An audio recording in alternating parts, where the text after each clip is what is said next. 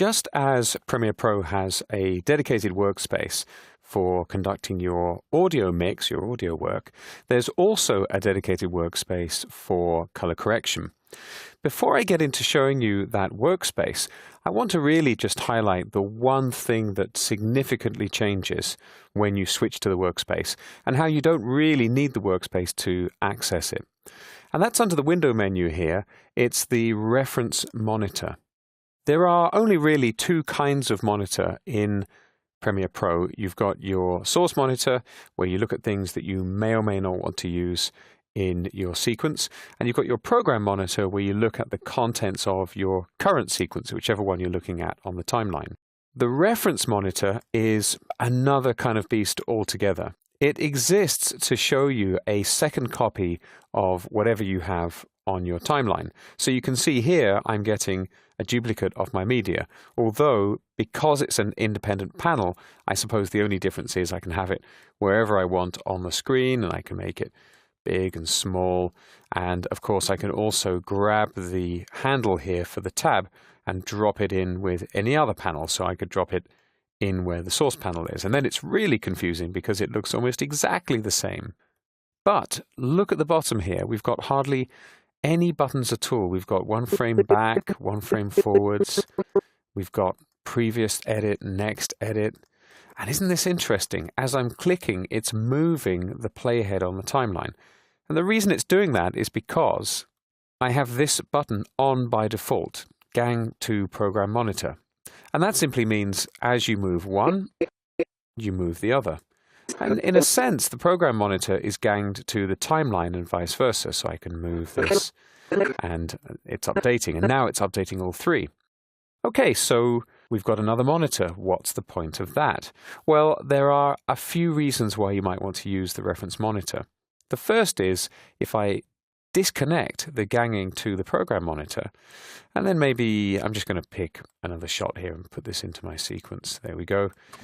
I could then use the reference monitor to show me the contents of one shot while I look at the contents of another for color matching. And you might want to adjust the layout a bit so that you can see them really close side by side, but it is an efficient way to work.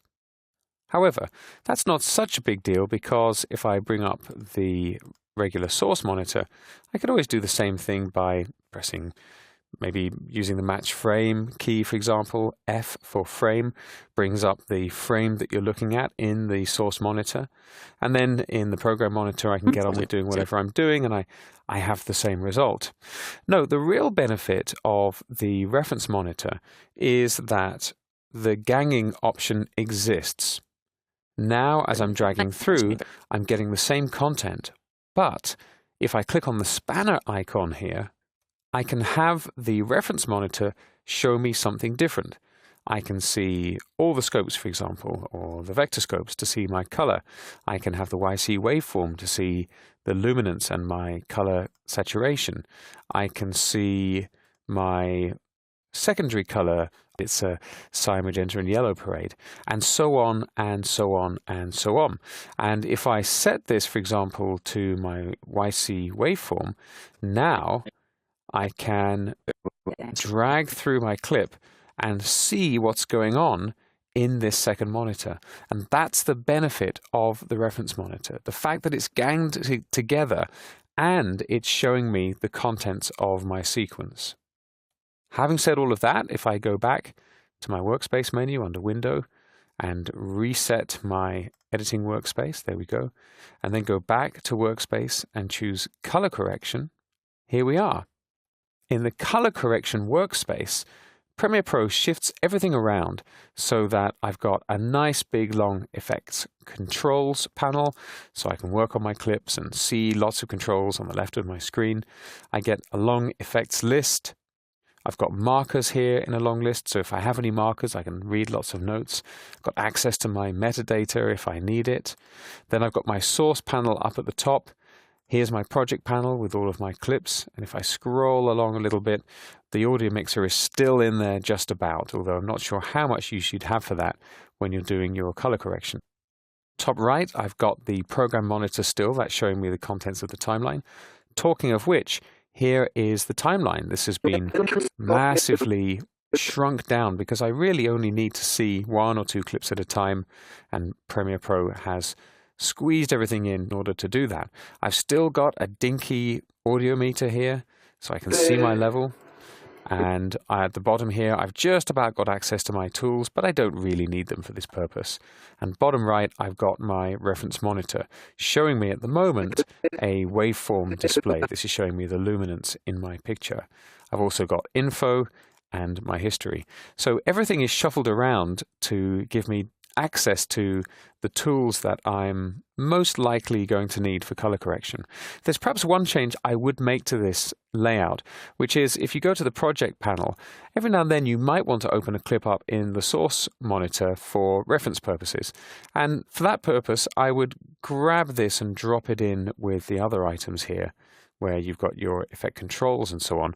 And that way I can now, for example, have my source monitor on, have my project monitor on, and I could open up my sequence. That's the one I'm working on right now, City Shoot, by dragging and dropping it into the source panel.